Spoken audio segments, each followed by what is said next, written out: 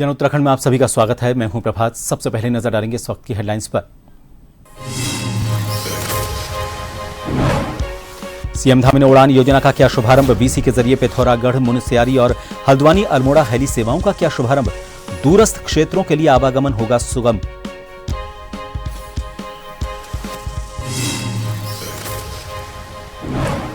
CM Dhami का ऐलान, 101 दिन में होगी 12,000 से ज्यादा पारदर्शी नियुक्तियां। भर्ती परीक्षाओं पर निगरानी समिति बनाने की तैयारी।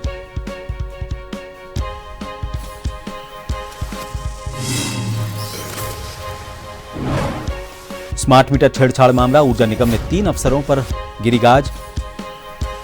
एसडीओ गुलशन बलूनी, एसडीओ अनुपम सैनी और अनुभव सैनी और अवर अभियंता अभिषेक निलंबित।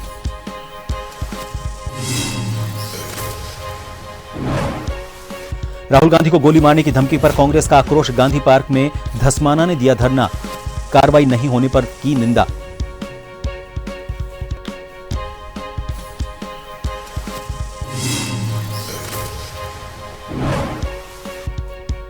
और महानवमी पर देश भर के मंदिरों में उमड़ा आस्था का सैलाब। लोहाघाट के लिंकेश्वर महादेव मंदिर में भक्तों का तांता। देव डांगरों ने मंदिर पहुंचकर किया पवित्र स्नान, भक्तों को दिया आशीर्वाद।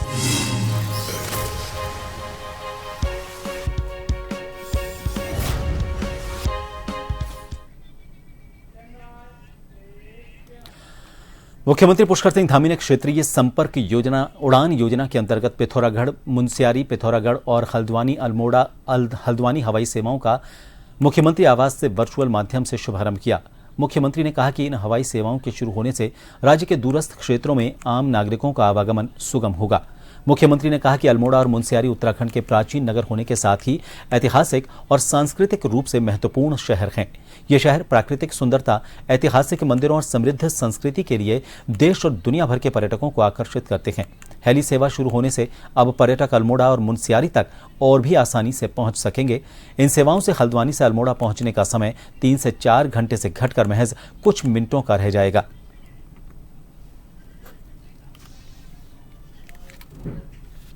ये अत्यंत हर्ष का विषय है कि आज हम उड़ान योजना के अंतर्गत पिथौरागढ़ से मुनस्यारी के साथ साथ हल्द्वानी से अल्मोड़ा के बीच हेली सेवाओं का शुभारंभ करने जा रहे हैं। मुझे पूरा विश्वास है कि आने वाले समय में हम एयर कनेक्टिविटी के क्षेत्र में भी पूरे देश में अपना एक विशिष्ट स्थान बनाएंगे और उत्तराखंड को देश का श्रेष्ठ राज्य बनाने का अपने विकल्प रहित संकल्प को साकार करने में अवश्य सफल होंगे। इन्हीं शब्दों के साथ आप सभी को इन नई हेली सेवाओं के प्रारंभ होने की बहुत बधाई देता हूं, शुभकामनाएं देता हूं। और मुख्यमंत्री पुष्कर सिंह धामी ने कहा कि युवाओं के भविष्य को सुरक्षित करना राज्य सरकार की सर्वोच्च प्राथमिकता है। उन्होंने बताया कि जब छात्र छात्राएं अपनी मांगों को लेकर धूप और गर्मी में बैठे थे तब वो खुद उनसे मिलने पहुंचे और उनकी समस्याओं का समाधान करने की प्रक्रिया शुरू की। सीएम धामी ने कहा कि अब तक प्रदेश में 25,000 से ज्यादा नियुक्तियां पारदर्शी तरीके से पूरी हो चुकी हैं। 100 से ज्यादा नकल माफिया को जेल भेजा जा चुका है। उन्होंने भरोसा दिलाया कि आने वाले 101 दिन में 12,000 से ज्यादा नई नियुक्तियां की जाएंगी। साथ ही भर्ती प्रक्रियाओं को और पारदर्शी बनाने के लिए निगरानी समिति गठित करने पर भी विचार चल रहा है।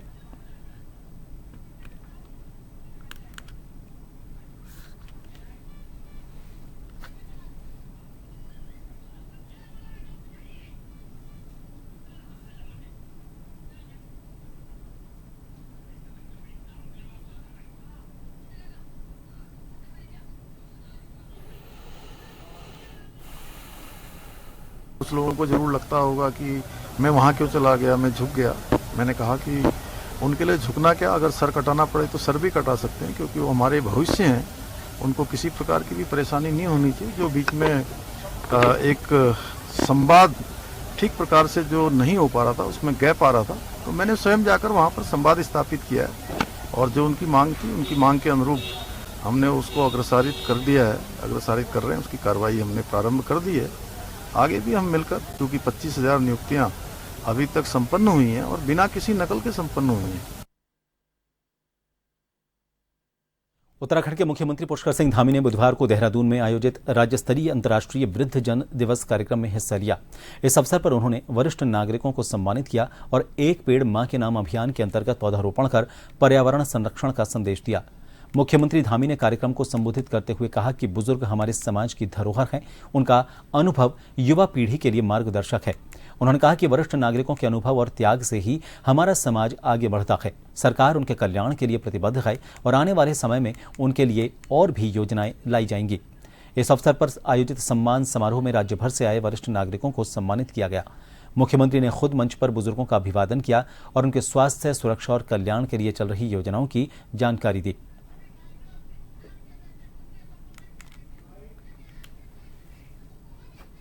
मैं आप सभी का आज अंतर्राष्ट्रीय वृद्धजन दिवस के अवसर पर आप सभी को हार्दिक बधाई देता हूं, शुभकामनाएं देता हूं। साथ ही आप सभी को शारदीय नवरात्रि की महानवमी की भी शुभकामनाएं देता हूं और मां सिद्धधात्री से प्रार्थना करता हूं कि वे हम सभी पर अपना आशीर्वाद, अपनी कृपा बनाए रखें। मंगलौर में स्मार्ट मीटर से छेड़छाड़ के मामले ने ऊर्जा निगम में हड़कंप मचा दिया है। इस प्रकरण में निगम प्रबंधन ने कड़ी कार्रवाई करते हुए एसडीओ गुलशन बलूनी, एसडीओ अनुभव सैनी और अवर अभियंता अभिषेक को तत्काल प्रभाव से निलंबित कर दिया। गौरतलब है कि कल ही मंगलौर के मंडावली में श्री वासु स्टील कंपनी में स्मार्ट मीटर से छेड़छाड़ के आरोप में 5 लोगों को गिरफ्तार किया गया था। देर रात तक चली जांच में मामले की गंभीरता को देखते हुए ऊर्जा निगम के डायरेक्टर मदन लाल आर्य ने बड़ा फैसला लिया। निगम ने गुलशन बलूनी को रुद्रपुर कार्यालय से अटैच किया, जबकि अनुभव सैनी को हल्द्वानी अटैच किया गया है। अवर अभियंता अभिषेक को निलंबित कर दिया गया है। इस कार्रवाई के बाद ऊर्जा निगम में हड़कंप मचा हुआ है। माना जा रहा है कि आने वाले दिनों में और भी अधिकारी जांच के दायरे में आ सकते हैं।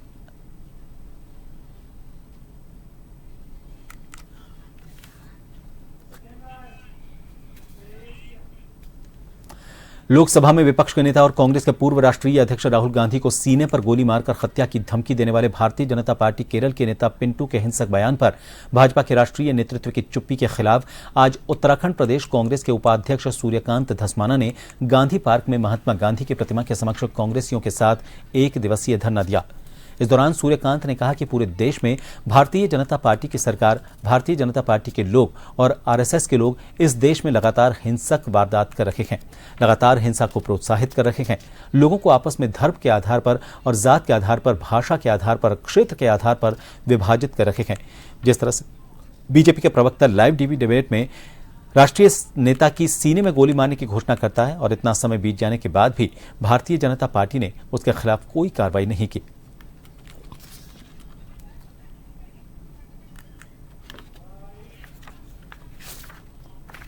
हमारे देश के लोकसभा के नेता विपक्ष श्री राहुल गांधी के उनकी हत्या करने की धमकी लाइव टीवी डिबेट में भारतीय जनता पार्टी का एक प्रवक्ता घोषणा करता है कि सीने में गोली मारी जाएगी राहुल गांधी के, और अब तक इतना समय बीत जाने के बाद भी भारतीय जनता पार्टी ने उसके खिलाफ कोई कार्रवाई नहीं करी।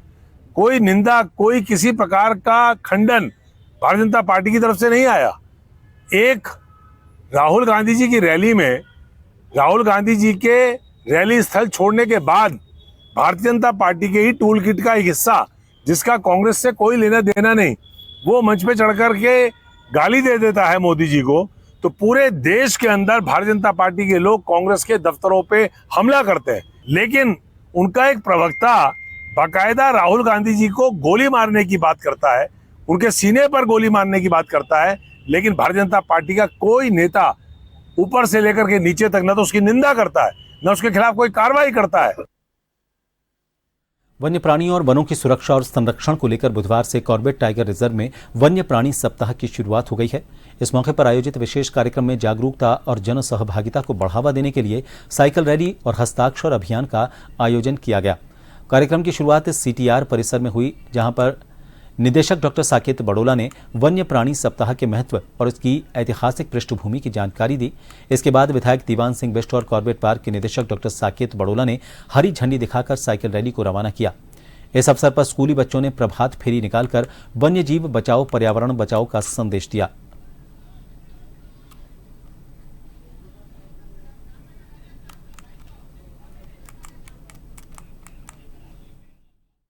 वर्ष में अक्टूबर का जो पहला सप्ताह होता है उसको वाइल्ड लाइफ वीक की तरह मनाया जाता है, जिसके अंतर्गत हमेशा की तरह कॉर्पोरेट में इसको बड़े हर्षोल्लास के साथ मनाया जाता है, जिसमें सब तबके जहाँ के बच्चे हैं उनको लेके और जो बड़े लोग हैं उनको भी सबको इसमें सम्मिलित किया जाता है। बेसिकली जो वाइल्ड लाइफ कंजर्वेशन के जो अवेयरनेस है उसको फैलाना, ये हमारा मेन इसका उद्देश्य रहता है। इसके अंतर्गत आज इसकी शुरुआत की जा रही है। यहाँ पर 2 तरह की आज हमने मेन एक्टिविटी रखी है कि बच्चों की प्रभात फेरी जो है वो निकल रही है वाइल्ड लाइफ कंजर्वेशन का मैसेज लेके, और एक साइकिल रैली की भी यहाँ पर शुरुआत की जा रही है। टनकपुर पिथौरागढ़ राष्ट्रीय राजमार्ग चंपावत के स्वाला डेंजर जोन में भारी मलबा आने से यातायात बंद हो गया। 24 घंटे बीतने के बाद भी सड़क नहीं खोली जा सकी।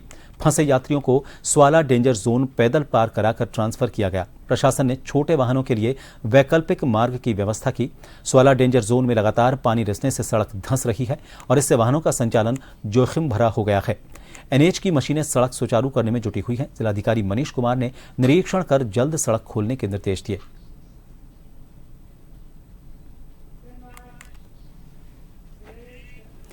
लोहाघाट क्षेत्र में अष्टमी पर्व को काफी धूमधाम के साथ मनाया गया। सुबह से ही क्षेत्र के मंदिरों में भक्तों की भारी भीड़ रही। शाम को 12 गांव के देव डांगर ढोल नगाड़ों के साथ लोहाघाट के प्रमुख आस्था के केंद्र रिंकेश्वर महादेव मंदिर पहुंचे, जहां देव डांगरों द्वारा भक्तों को आशीर्वाद देते हुए लोहावती के पवित्र संगम स्नान किया गया। देव डांगरों का आशीर्वाद लेने सैकड़ों की तादाद में भक्त रिंकेश्वर महादेव मंदिर पहुंचे। भक्तों के द्वारा देव डांगरों में अक्षत और पुष्प की वर्षा की गई। सबसे पहले सिरमौली गांव के देव डांगर रिंकेश्वर महादेव मंदिर पहुंचे। इसके बाद रायकोट, रायनगर, चौड़ी, बिसंग, कलीगांव, ईराकोट, भूमलाई के देव डांगरों ने मंदिर पहुंचकर पवित्र स्नान किया और भक्तों को अपना आशीर्वाद दिया।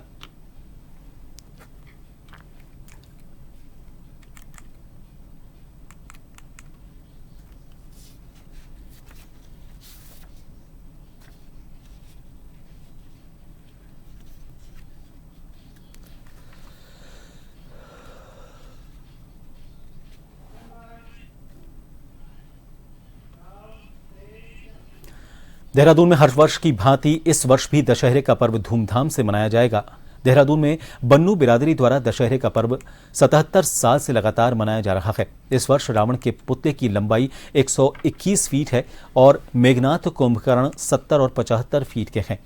लंका को भी भव्य तरीके से सजाया गया है। शोभा यात्रा को भव्य रूप से सजाया गया और 2 बैंड नासिक और पंजाब से आए हैं। इस बार 20 से 25 लाख रुपए का खर्च आ रहा है।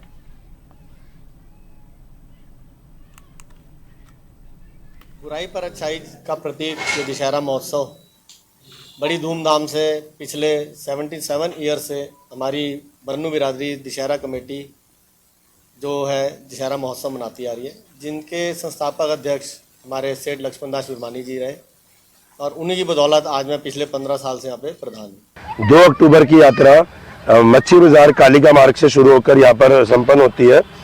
3 अक्टूबर को जो है हमारा भारत मिलाप का प्रोग्राम होता है, जो कि परेड ग्राउंड में सब जनता के बीच में यहाँ पर सबको दिखाता है कि भारत मिलाप राम जी के साथ कैसे हुआ था।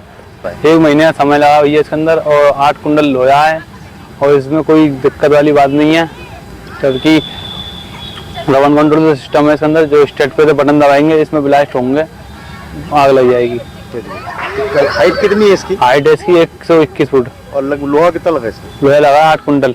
देहरादून के परेड ग्राउंड में दशहरे के महोत्सव की तैयारी जोर शोर से चल रही है और इस समय यहाँ के कार्य समिति ने पूरे परेड ग्राउंड को रंग बिरंगी लाइटों से सजा दिया है। वहीं इस बार जो मुख्य आकर्षण का केंद्र है वो है विशालकाय रावण का पुतला, जो इस बार 121 फुट ऊंचा है और इसमें सबसे जो खास बात है कि यह आधुनिक रावण का पुतला है, जिसे मुख्यमंत्री पुष्कर सिंह धामी रिमोट कंट्रोल के द्वारा बटन दबाकर जलाएंगे। वहीं लगातार बच्चों को संस्कृति से जोड़ने के लिए भी बन्नू बिरादरी ने तरह तरह की सांस्कृतिक झांकियों का भी आयोजन किया है और इस समय आप भी देख सकते हैं कि लगातार जो तैयारियां हैं वो जोरों शोरों से चल रही हैं और विशालकाय जो मूर्ति है, इस बार जो विशालकाय जो रावण का पुतला है, उसको देखने के लिए भी लोगों का जो भीड़ है वो लगातार बनी हुई नजर आ रही है। एक ब्रेक के लिए यहां रुकेंगे, आप बने रहिए जन टीवी पर।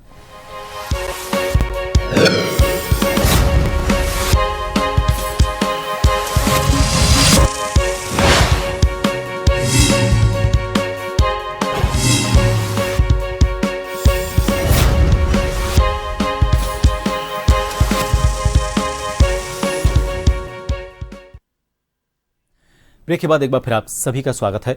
भगवान बद्री विशाल जी की 6 माह शीतकालीन तपस्थली भूमि पांडुकेश्वर गांव में भगवान योग बद्री नारायण जी के मंदिर में जर्मनी से आए श्रद्धालुओं ने भगवान योग बद्री नारायण जी के दर्शन किए और साथ ही भगवान योग बद्रीनाथ जी के मंदिर में भजन कीर्तन भी किया। जर्मनी से आए श्रद्धालुओं का पांडुकेश्वर गांव में पहुंचने पर लोगों ने खुशी जाहिर की और भव्य स्वागत किया।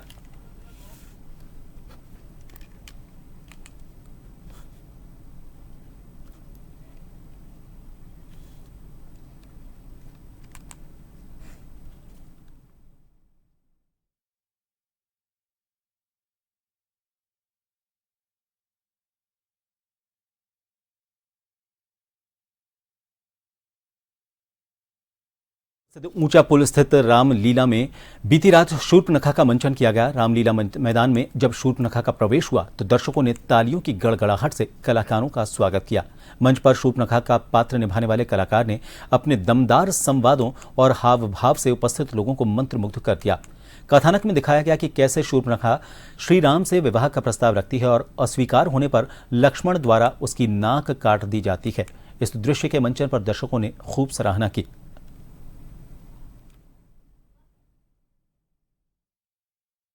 प्रथम वर्ष मैंने सीता की सती का पाठ खेला था, फिर मैंने शत्रुघ्न का पाठ खेला, फिर मैंने मकरध्वज का पाठ खेला, उसके बाद मैंने छोटे हनुमान का पाठ खेला, उसके बाद खरदूषण में, और उसके बाद जाके मैंने रावण का विनय निभाते हुए मुझे यहाँ करीब 12-13 साल हो चुके हैं। और इस पे ये मैं यही कहना चाहूंगा कि असत्य पे सत्य की जीत होती है और रामचंद्र जी की जय होती है। यही सभी प्रदेशवासियों के लिए मेरा संदेश है। चंपावत जिला मुख्यालय स्थित मोटर स्टेशन में भाजपा कार्यकर्ताओं ने पेपर लीक मामले में सीबीआई की संस्तुति के बाद मुख्यमंत्री पुष्कर सिंह धामी का आभार जताया। साथ ही कार्यकर्ताओं ने कहा कि बीजेपी सरकार हर हाल में देश के युवाओं के साथ खड़ी है। भाजपा युवा मोर्चा जिला अध्यक्ष गौरव पांडे के नेतृत्व में मोटर स्टेशन में सभी भाजपा कार्यकर्ताओं ने पेपर लीक मामले में सीबीआई जांच की संस्तुति के बाद मुख्यमंत्री पुष्कर सिंह धामी का आभार जताया। कहा कि प्रदेश सरकार युवाओं के साथ है, किसी भी भर्ती में कोई गड़बड़ी नहीं होने दी जाएगी। सभी भर्तियां निष्पक्ष और पारदर्शी तरीके से कराई जाएंगी।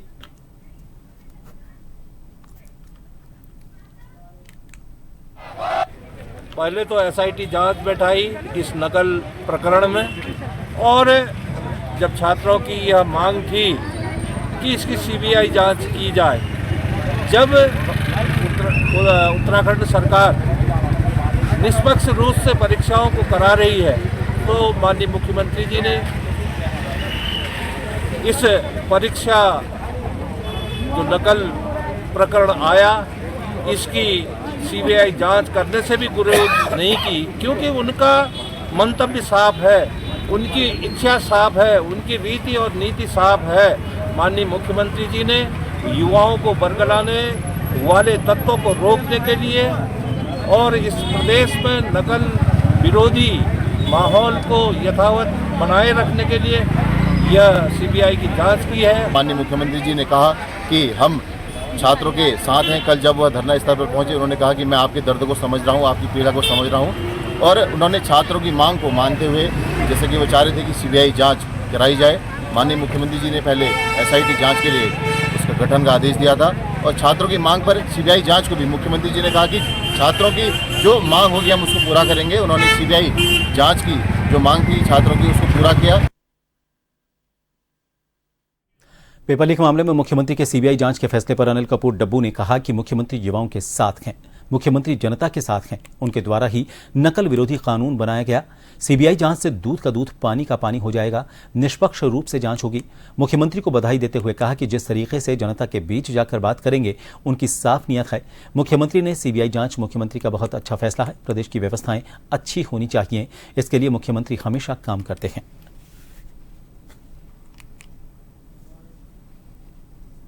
मुख्यमंत्री जी पूरी तरह जनता के साथ हैं।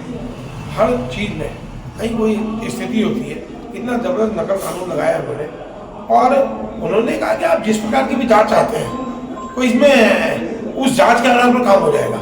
और कहीं ना कहीं गलतफहमी थी बेरोजगारों को, लेकिन निश्चित रूप से मुख्यमंत्री जी का एक जबरदस्त कानून, मुख्यमंत्री जी की पारदर्शी जो ये भर्तियां कर रहे हैं, और इस सब चीजों में जनता के बीच में लोकप्रिय, तो वो नहीं चाहते कि इस प्रदेश के अंदर कहीं भी थोड़ी भी किसी को गलतफहमी हो तो उन्होंने आज कहा है कि हम सीबीआई जांच, जिस जांच को भी चाहते हैं, क्योंकि ये नकल का विषय नहीं है, ये एक व्यक्ति ने गड़बड़ किया, उसके खिलाफ कार्रवाई हो रही है और सबसे सख्त नकल कानून है।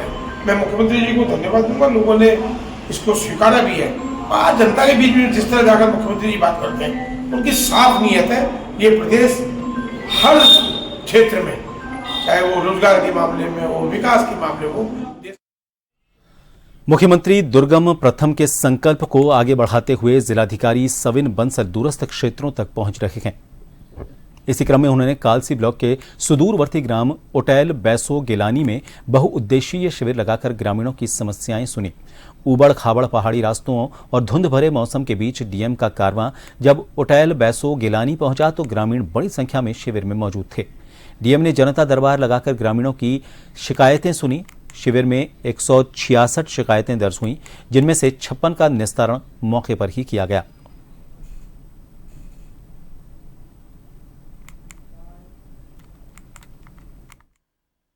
जितने भी हमारे डिपार्टमेंट्स की स्कीम्स, सब्सिडीज, प्रोजेक्ट्स चल रहे हैं, उनका लाभ सबसे पहले हमारे अंतिम महिला, बुजुर्ग, बच्चों तक पहुंचना चाहिए।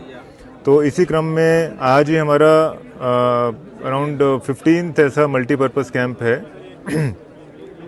जिसमें सभी सीनियर डिपार्टमेंटल ऑफिसर्स के साथ हम जो हमारे दूरस्थ गांव हैं, जहां पे 20-25 गांव ग्राम पंचायतें कवर हों, दिव्यांग प्रमाण पत्र, आधार कार्ड, यूडीआईडी कार्ड, आयुष्मान, हमारी जितनी पेंशन योजनाएं हैं और जितना हमारा कृषि उद्यान से संबंधित इक्विपमेंट्स मिलते हैं, फॉर्म्स भराए जाते हैं, रजिस्ट्रेशन होता है, स्वास्थ्य जांच शिविर, बृहद शिविर आयोजित आज भी किया गया।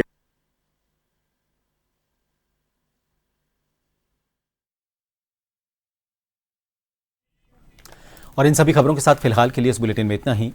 नमस्कार।